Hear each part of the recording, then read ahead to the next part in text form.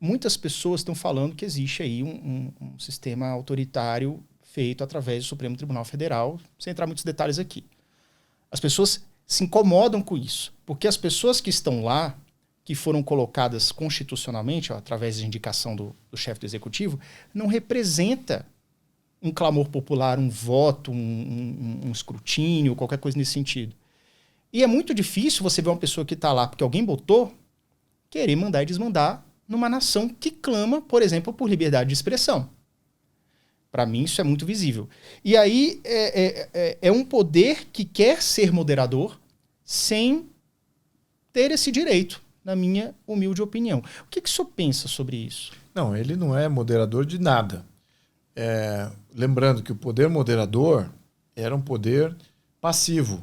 Ele moderava, ele não criava lei, ele não governava, ele não era poder de governo, não era poder de legislação, ele não era poder de julgamento. Isso não era poder moderador. O poder moderador era quando os poderes, o executivo, o legislativo e o judiciário, entravam em conflito e não atingiam paz. O poder moderador poderia entrar para ou conclamar novas eleições, ou para remover um juiz que estava sendo problemático por petição popular. Existia essa função no Império. Então o poder moderador ele responde a uma necessidade de pacificar o modelo político. E hoje nós não temos esse poder. E o STF falando que era o poder moderador. Está aí uma narrativa errada. Ensinaram a todos ali do STF que ficam replicando isso. Errado. O poder moderador não era de governo, não era de legislação e não era de passar julgamento em nada. De ofício. De ofício, passar por ofício. Eu estou exercendo o poder moderador. Não. Isso é uma narrativa distorcida de quem não entende. Misturou narrativa histórica com, de fato, o que era a separação de poderes dentro da Constituição de 1824. Sim. O poder moderador não tinha poder nem sequer propor leis. Então, como é que você fala que o poder moderador pode governar? Não pode. Então, só que eles usam um termo porque eles todos cresceram com a terminologia errada. É o poder ditador que faz isso. Tá? Quem faz isso que o STF faz chama-se ditador. Poder de ditador é isso. Quando você intervém, faz você mesmo a lei sozinho, no teu quarto escuro ali, com teus assessores e manda prender ou manda algum outro poder da República responder à sua demanda de uma maneira draconiana. Então isso não é poder moderador. Está errado essa visão deles. Então, a gente tem que resgatar a história, exatamente. Por isso que eu acho que é importante o resgate histórico em vários níveis. Não só no nível de história pessoal dos agentes, mas também da história constitucional, do que era, de fato, a interação entre os poderes, a evolução política que aconteceu naquele momento, porque, independente dessa questão social, que, de fato, tinge muito da interpretação histórica dos alunos de hoje, dos historiadores desses agentes políticos. Sim. Eles falam, nada era bom porque tinha escravatura. Então tinha escravatura, então nada era bom e o poder moderador era um ditador. Não, tudo errado. Nada disso. Independente dessa condição de escravatura, que todos aqui reconhecemos foi péssimo para o Brasil, mundo, etc., péssimo, isso não afetava a evolução política de todo. A evolução política se traça através de outra frequência. E qual é a frequência essa? É a frequência de disputa política, de embates de diferentes ideias e ter o fórum para representar isso e como é que isso afeta o conjunto.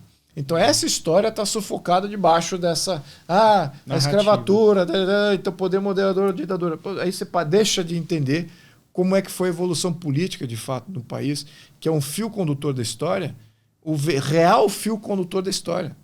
Né? E a gente não pode deixar também o contexto político de uma geração, de uma época. Por exemplo, daqui 100 anos, muita gente vai rir do que está acontecendo hoje. Sim. No Brasil. Que absurdo que está acontecendo tal coisa.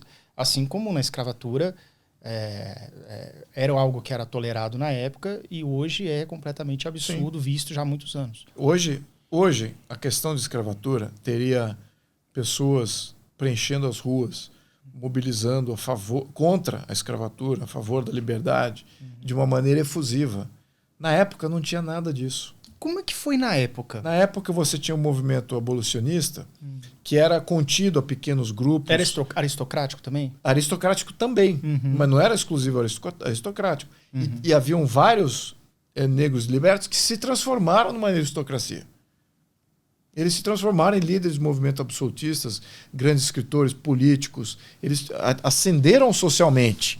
Isso tinha também, não era proibido a ascensão social, como eles colocam. Era um modelo racista, opressor, que você era escravo e ficava assim para sempre. Existia aqueles escravos libertos, que de fato municiavam, muitos desses abolicionistas eram escravos libertos, alguns até de raça híbrida, ou seja, eram mulatos, não necessariamente só os negros, pardos, mulatos, toda essa coisa. Agora, a mobilização social, você ter o que você vê hoje de preenchimento de rua e tal, aqui não estava organizado, porque não tinha essa amálgama social ainda, né? Em todos os aspectos. Você vai falar assim, poxa, então quer dizer que os burgueses se organizavam nas ruas? Não se organizavam nas ruas. Então a classe trabalhadora da época se organizava. Não se organizava. Então os escravos, os libertos, esses se mobilizavam contra o sistema? Não, ninguém se mobilizava contra o sistema. Não existia esses. O que existia eram os levantes regionais em nome de algum ditadorzinho local. É isso que aconteceu. A cabanagem, sabinada. Esses levantes eram um líder local junto com os fazendeiros locais e alguns mercadores que faziam levante contra... centenas de pessoas ou milhares de pessoas. Exato. Então não era assim um pleito social. Era mais grupos de elites locais se levantando contra o Império Brasileiro, mas no sentido de política local, não de nós temos aqui uma nova proposta nacional. Ninguém tinha proposta nacional, nem sequer os inconfidentes mineiros lá muito antes, né, no século XVIII, lá durante Tiradentes. Eles eram uma proposta de revolta local contra o poder português. Então, enfim, esse é o contexto do que era o século XVII, XVIII, XIX do Brasil. Não existia mobilização popular. Isso então, começa a ter mais no século XX. Né? Começa a ser mais uma realidade do século XX, com e também de cima para baixo. Ela vem com organizações partidárias, com essas questões. Então a mobilização popular, ela por si só, talvez por definição, ela tenha que vir de um líder de cima para baixo. Então é alguém que movimente essas massas. Exato. Isso tem sido a nossa tradição. Sim. Tá certo? O que está acontecendo agora, ao menos a partir do impeachment da Dilma, por exemplo. A partir de uns 10 anos. Dos últimos 10 anos.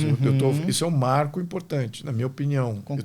Não porque eu participei, mas porque eu estou olhando como analista.